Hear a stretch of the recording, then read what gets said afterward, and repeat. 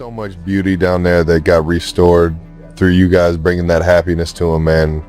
Fucking kudos, brother. That's amazing. That's a crazy story, though. You went from literally being like, that's what free agency is like? You get to go on yachts and get told you get to golf all over the world with everyone, to like sit in an MRI tube for 2 hours. That's crazy, man. You end up with Sean Payton. Yeah. What are your first impressions of Sean? And what was it like to be coached by him? Yeah, I would say this. There were moments, and look, this stayed true for 15 years, where I thought Bill Parcells was standing in front of us. You know? Really? Well, he was I would say, look, his biggest influence is John Gruden, Bill Parcells. Like when he would get up and start installing offensive football, you know, we're gonna run through here. It was like John Gruden, right? But then when he would get pissed off and like go try to go toe to toe with somebody or challenge somebody or get confrontational, dude, it was Parcells, man. Yeah. It was all Parcells. Yeah. Like, in fact, there were those moments where I could tell he would get up in the team meeting. I could just watch him walk in. I'd be like, shit, he's going to be one of these.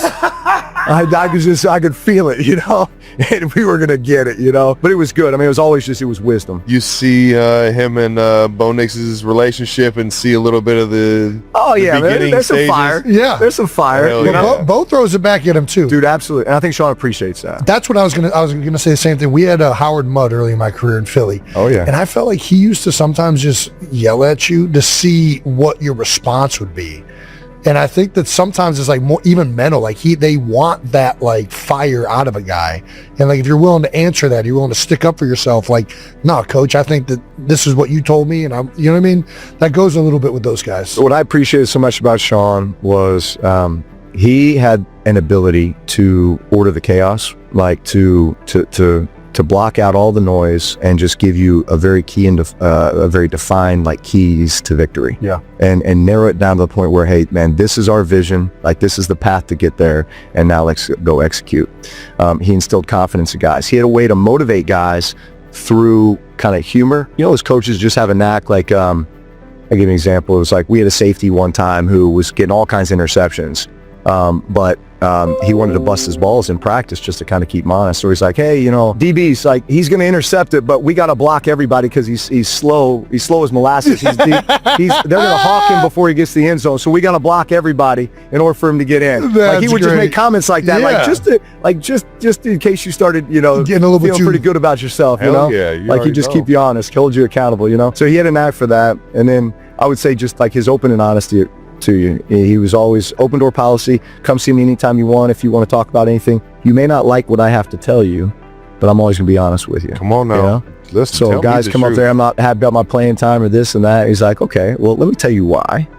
But now let me tell you how we can rectify that or how we can fix it, how we can get better than that. And he would give you that path and that vision, and he was amazing at that. That's awesome. Those are the kind of guys you want to play for, man. I got to ask this too, like, very opinionated guy, offensive genius Sean Payton. Yeah. Hall of Famer, one of the most brilliant minds in the game. Yeah. What was it like game planning with you guys? Like, there's like, are you getting plays? Like, how does that go? Was it full trust, or were you throwing in your input on the Mondays and Tuesdays, getting up to the Wednesdays? I'd say, I mean, it was very collaborative. Nice, man. It's funny. I went back and looked at a 2006 call sheet, which was our first year. And this in 2020, I was like, hey, pull up an 06 call sheet. And bro, it was like third grade compared to where we had evolved to in 2020. Man. And a lot of that, though, was because we had been together so long that it's not like you really eliminate. You just kind of like add little layers to little wrinkles to everything. It's just little wrinkles. His ability just to walk in and be like, hey, you remember in 2010, we're playing the Eagles and we're down there in the red zone, and it's like, oh yeah, coach, like, it's amazing the recall you have. Seriously. Like, I can't remember what I had for breakfast yesterday, but I can recall a game 15 years ago, right, in the red zone. I can recall more of the times that it didn't happen, though. Yeah, so if somebody says, oh, it happened, because those are the ones I sit there and I think about for the next 3 days on how to defeat it if I get it again. Yeah. So those are the ones that just get like implemented in my brain. Dude, it's trauma. I've thought about this a lot. It's literally like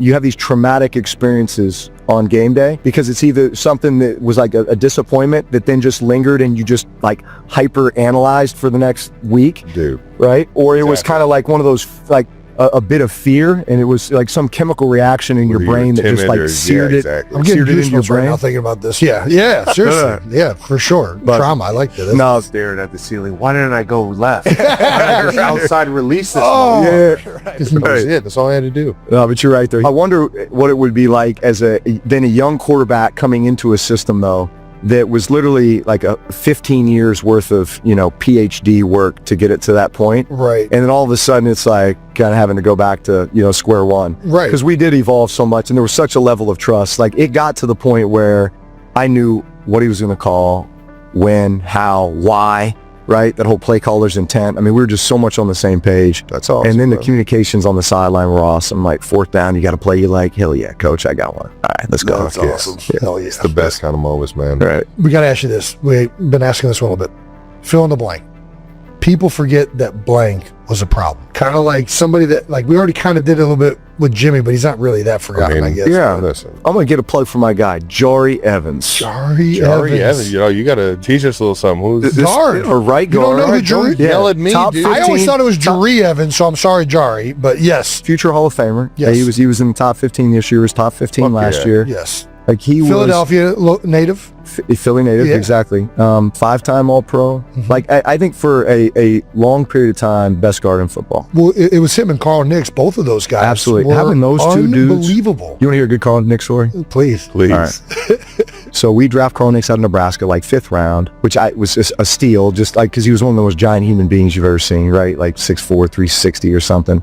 So we have a bunch of injuries. All of a sudden, he's starting at left guard. This is 2008, his rookie year, like week 2 or 3. So like, dude, he's fish out of water. And we're short now at O-line too, because the guy had gotten hurt. So we're hot practice outside New Orleans, and he's taking every rep, first team, second team. So he's like 35 consecutive plays in, and he's just dragging, sucking air, like it's thick outside. And O-line coach Doug Marrone is just on him. And like I'm stepping up into the huddle again to call a play, and Carl is just kind of bent over, just sucking air. And Marrone, just to kind of make a point, he goes into the huddle to grab Nicks to like, stand him up. And I don't know what came over me, but like I just have a rule that when I step in the huddle, it's my huddle. I want all eyes on me. I'm leading this. Yeah. And so when Marrone stepped into the huddle, I didn't even think about it. I just reacted. I grabbed Doug Marrone and I threw him out of the huddle. Oh my gosh. And I said, I got him. Yeah. And I looked at Nicks and I was going to kind of help him up and be like, come on, big fella, let's go, 10 more plays, whatever. Yeah. And Nicks just kind of stood up, like bowed his chest down. He looked at me, he's like, man, nobody's ever going to touch you. Like, you got my back, boy. I got you for life. Awesome. Holy cow, that's great. And then 4 years later, highest paid guard in football. That's right. Fuck yeah. Unfortunately, one with us. It went to the Bucks, but both of those guys together were awesome. They were a problem. That's badass. We always end it with one question. We got to take it back to the early days, dog. What was your welcome to the NFL moment? Oh, dude, I'll tell you, the hardest I've ever been hit was Zach Thomas. 2003 in Miami. Again, one of these like trauma moments. So we run like this little fake counter weak play action play. The line is slamming it down. Here comes the guard to kick out the end. Back just kind of chipping off the edge out in the flat. And then you have some, exotic down the field route concept. And so here's Zach Thomas. He reads this guard pull. So he just kind of comes over here. And I come off this play action fake and my eyes are, trying to look down the field. But I see it was like the parting of the Red Sea. And then it's me and Zach Thomas, but he's like 15 yards away. Full running. And it's zone.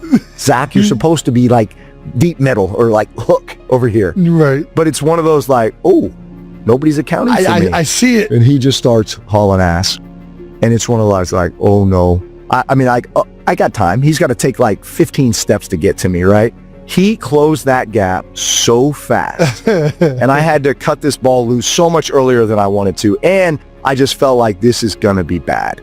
And I threw it and just kind of tried to like spin, turn. Yeah. He hit me so hard. Like I think I did like a double backflip gainer. Landed on my head. Now they did throw the flag because he did. He hit me square in the side of the head. Yeah. Threw the flag. I underthrow the ball by like 15 yards. It gets picked. Sam Madison or Pastor Tan or one of those guys.